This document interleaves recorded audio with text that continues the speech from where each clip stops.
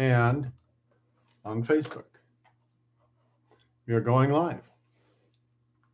Ah!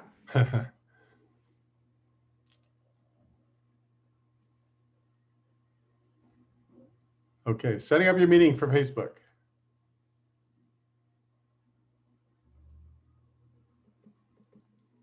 Hi, this is Gary Peyrot. We are live now on Facebook.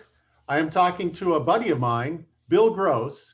And Bill Gross, I met him at a local networking group with a friend of ours, Steve Love, who met at the Sizzler in Van Nuys in northern Los Angeles. And we had a lot of good interactions there. And the first thing that I noticed about Bill is just his knowledge and his integrity. And one of his areas of vast knowledge is in probates. And I think that'll come out during this interview. And also just a very family-oriented guy, very serious about helping other people too with their investments. That's a thing I noticed is he's always giving more information than and open to helping people. So Bill, that's one thing I've always appreciated about you. I guess you're a local guy, right? I am. I was born in Santa Monica and I was raised in North Orange County. Went to college at USC. Lived in the South Bay. Spent 2 years of my life in Florida, but otherwise all in Southern California, all within an hour's radius of the USC campus. Well, you got farther away than I did. The farthest away I got was Santa Barbara for 6 years while I popped a couple of degrees out up there. But yeah, we're both local guys. Yep. So that's awesome. Now, you have several ways in your business that you generate passive income, right? Yeah, I think my focus more than just passive is recurring residual income. Okay. And what's the difference? I think when I think of passive income, I feel that's more like just pure checkbook money, which is nice. And residual is more that requires a little bit of attention, but I find can also be a little bit more money monthly than just the complete passive. Great. Well, I forgot to talk. I was talking about, so interested in talking about you, Bill. I forgot to talk about myself. That's what I focus on is both residual and passive income. It's all about cash flow. And that's as professor of cash flow, that's what I specialize in. And I really like inviting people onto this show that know how to help people generate passive or residual income, so that you do something once and then you don't have to keep making the money. You don't have to keep trading time for money. But why is passive income so important to you? What got you interested in it?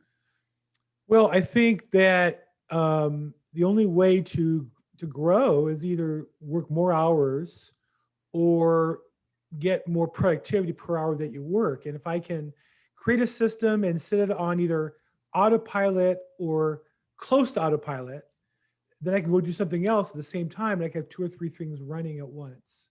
And so I think of it as a way to duplicate myself.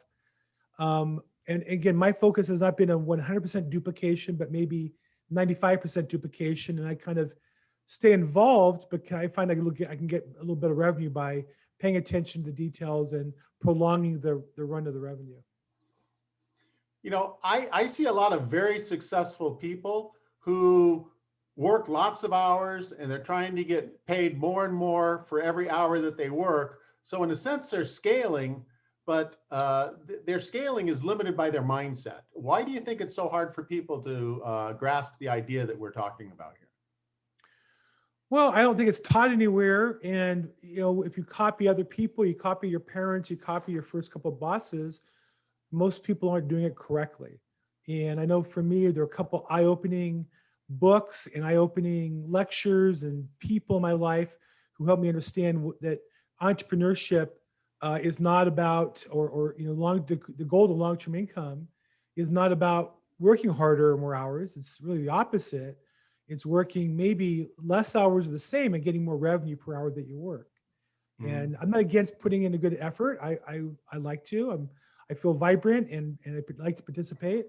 But it's nice to be able to, if I didn't want to work to still have revenue coming in. And so that gives you the freedom to make some choices.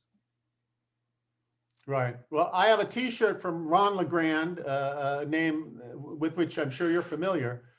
He has a T-shirt that says, "The less I work, the more I make." So I kind of like the concept. Well, I mean, obviously, that's a simplification of a complicated process. But Right. that's the goal. And I think as long as you understand that's the goal, then you measure yourself working towards that, as opposed to confusing it's just about the gross sales. And that can be a rat trap if you're focused on the wrong goal. Mm-hmm. Well, you're a hard worker, and I know that. You're a realtor with EXP, I believe, and don't they have a plan that allows you to create residual income through their pay structure? So definitely they add a couple additional ways to make money that I think too are unique as far as long-term wealth and residual income. And one is the idea that you get paid based on people you bring to the company. People involved in multi-level marketing will recognize that process. But it's a way to really, in real estate, it's a little different in that we're really monetizing what normally happens in our business. Me as a real estate agent, when I'm a listing agent, it's natural for buyer's agents to call me and ingratiate themselves to me to try to get me to accept their buyer on the transaction. Mm-hmm. And it gives me an opportunity to help them, coach them, support them, and then maybe introduce them to our system that creates continuing income from me, or I can introduce to them the opportunity of continuous income for them. Well, you are a great coach, Bill. I think you actually had a bona fide coaching business there for a while, but since that was not really scalable, is that why you kind of let that one pass away, or no? I actually am still a partner in a coaching business. I don't run it under my brand.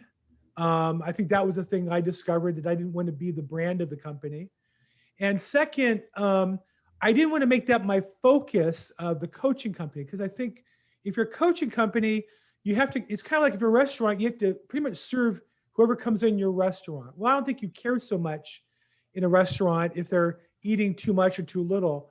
But in coaching, it was frustrating to me that I'm paying customers who wouldn't do what they're supposed to do. Right. And I just didn't enjoy it. And I think if you don't feel the passion for what you're doing, you're not going to do it really well. So I to this day still am a partner in a coaching business. It's not my brand. I no longer market the BillGrossCoaching.com platform, but I do coach every day. I coach realtors and how to help their business. I help investors and wholesalers to help their business. I do that every day. Well, I've seen you help other investors. You've helped me. I remember the afternoon or the time we spent down at the LA courts looking into the probate process back when they were letting people do that. Right. But what's the main way that you help investors create passive income? Well, I think if you talk about there's new investors and then there's established investors. So I think the area that I am particularly gifted at is helping new or newer investors get started, or if they've done a deal or two, to help them create it into a business rather than a one or two off kind of thing. And you know what the path I always try to take is I start with mindset, because you first have to have the right mindset for any business, and then from there introduce them to a process or two, and then from there it's about accountability and execution. So with investors, I try to explain to them that while you can make a lot of money and you may end up owning a yacht and floating around the Caribbean, odds are you're going to work pretty hard to get to that level. And so I'm encouraging people to put the time in to research properties, research their area, research their niche. And so part of it's mindset. And then once they get past that, it's maybe helping them with their particular plan. And people come to me with different, real estate is a very broad industry. I've seen most of it. And so people come to me with a particular niche. I've seen people who are successful in that niche. I try to help them put a plan together of what's going to work and not going to work. I'm not selling any system. I'm really just there to try to help them be successful. Well, I've seen you do that with me, Bill. I mean, I'm a note investor, and we were meeting in our meetings, and you just reached out to me and started asking me questions one time about how we might be able to work together. And we're in the process of creating a whole niche market based upon what you know and what I know. And it's just been a great process. So I really appreciate that Thanks. about you.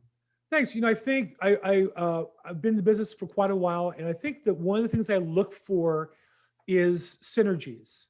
I Right. think that it's one thing to go into a business, nothing wrong with it, but at this stage of my career, I have a Rolodex of people who know me and like me and trust me and do business with me. And if I find somebody else, I try to find, well, where in my Rolodex is there some overlap that we can work together and create some quick wins. And I also am a firm believer in, you get one deal done and you learn a lot from it, and you can iterate and do a second or third more easily. The first deal is usually by far the hardest.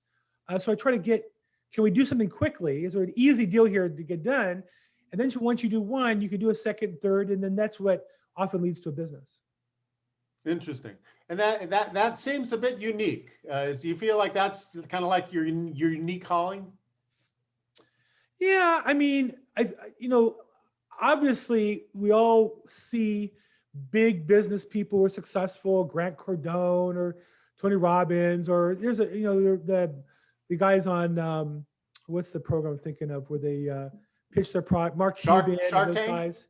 Yeah, and so yeah, of course we all dream about hitting one big product, but at the same time, I've been able to patch together, I think, 2 or 3 things that are doing well, and I think sometimes solid singles and like in baseball, moving the runner along and not getting out helps you stay in the game and helps you grow and participate. So I'd say I tend to look for those opportunities more quickly than most people do.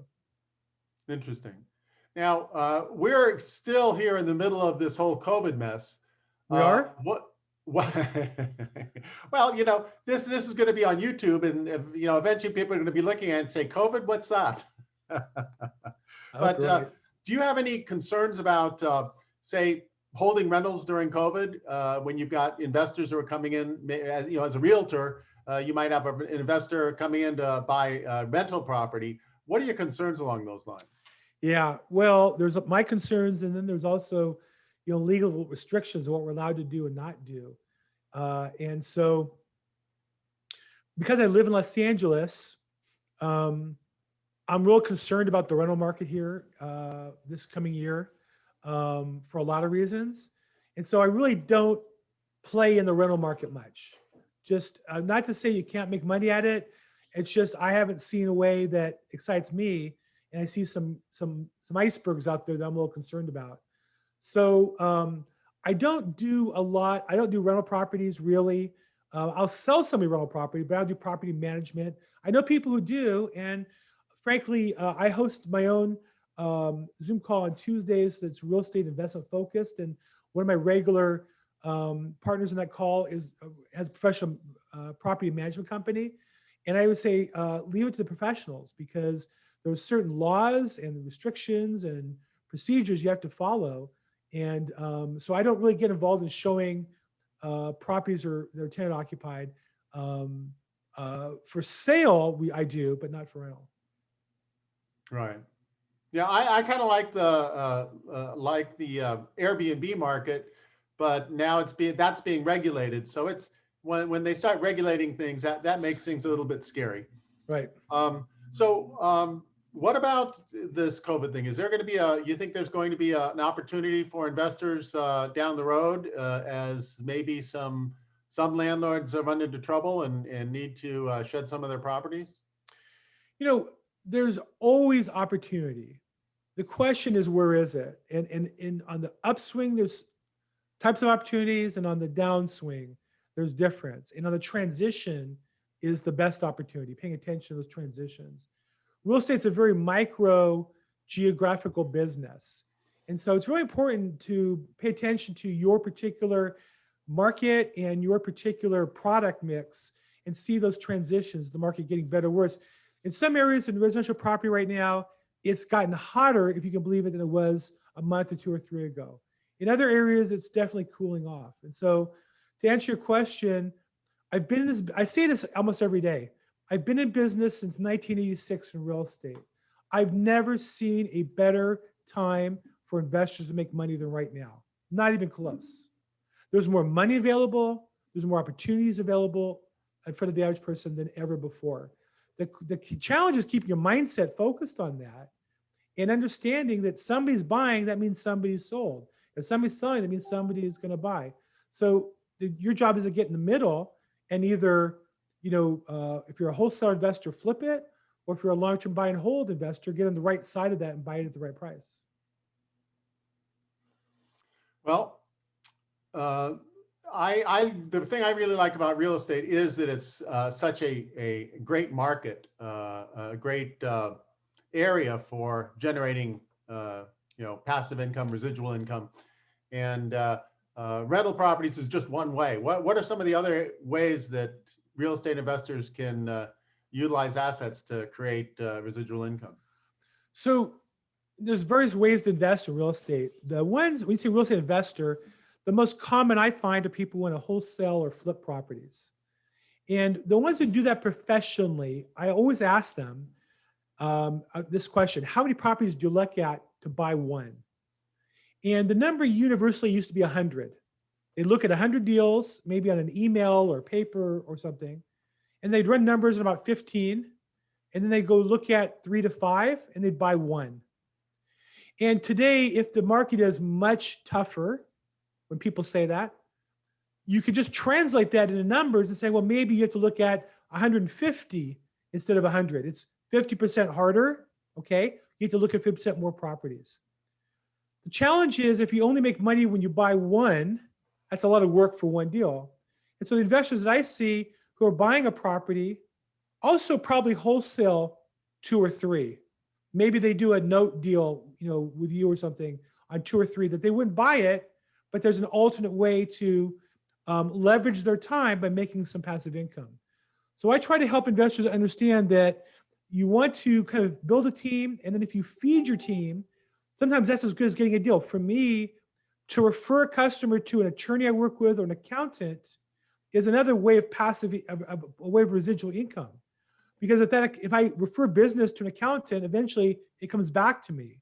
It's not the same residual as, say, a multi-level marketing platform, but it is in the sense that I'm planting seeds that I know are going to germinate down the road for me. So I try to look at a business more holistically and say, don't just focus on the one deal you get. How can you also use the other deals you're not investing in and help them build your business? Interesting. So you're out there doing your marketing. There are probably leads and opportunities. They're not good for you, but they're probably good for somebody else. Is that what you're saying? And vice versa. And not only that, I would say that most of us talk to people who won't do anything with us now, who would in 2 or 3 or 4 years. And so I think it's important for real estate agents, we've been classically trained to mail out something regularly or call regularly or email regularly. I think that investors think they'll need to do that. But if you're an investor talking to homeowners, you really should keep everyone you ever meet in your database and reach out to them 90 days later, 6 months later, a year later. The long tail of this business, we talk about residual. The one residual most people miss is the long tail of the business they're in already. That's the easiest business.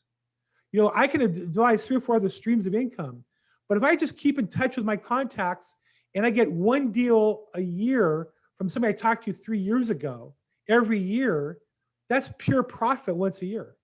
Right. I like that. Yeah, our friend Casey Eberhardt says that it's always easier to do business with somebody who already knows, likes, and trusts you instead of always trying to strike up new conversations and new relationships. Dig deeper in that. And people ask me all the time, well, where can I, real estate agents ask me, where can I get my first probate deal? And when I find out they're full-time, they're in real estate, they do 5, 10 deals a year, I say to them, your first probate deal is in your database, but they listed with somebody else because they don't know that you know probate. And your next probate deal is probably going to go to somebody else if you don't get on with learning about it and then reaching out to your client database. Interesting. Very good. Very good. Well, you said that things are the best time to make money is during a transition. What do you think the niches are that are going to be up and coming and most prominent in the next, say, the next transition period that we're going into? Well, you tell me what the next transition looks like and when it is. Now I can answer that more clearly, but I'll say that in general, deals that are more complicated or more are different than the normal deal is always where the money is. Why do I do probate? Because it's complicated. Most people are scared off of it. I just took the time to learn it. So I love when I involved with the PTRE group, for example, Prosperity Through Real Estate or other real estate investments.